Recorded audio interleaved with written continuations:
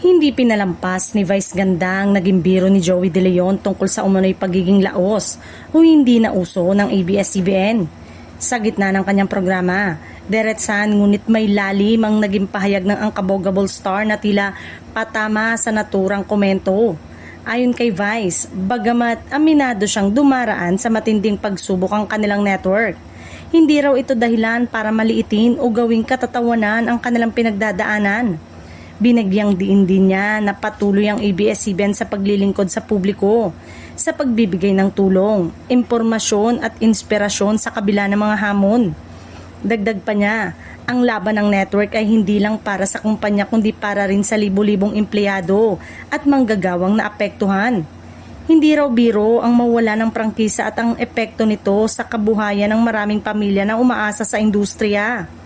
Para sa maraming manunood, ramdam ang sincerity sa mensahe ni Vice. Hindi lang bilang isang artista kundi bilang bahagi ng isang organisasyong patuloy na bumabangon. Sa halip na patulan sa patawa, pinili niyang gawing makabuluhan ang kanyang sagot. Samantala, patuloy namang hati ang opinyon ng publiko sa issue. May mga sumang-ayon sa paninindigan ni Vice habang ang iba naman nananatiling neutral at umaasang hindi na ito mauuwi sa mas malalim na hidwaan sa pagitan ng mga personalidad sa telebisyon.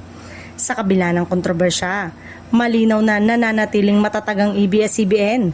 Patuloy na lumalaban at gumagawa ng paraan upang makapaghatid ng kalidad na programa sa mga Pilipino saan man sa mundo.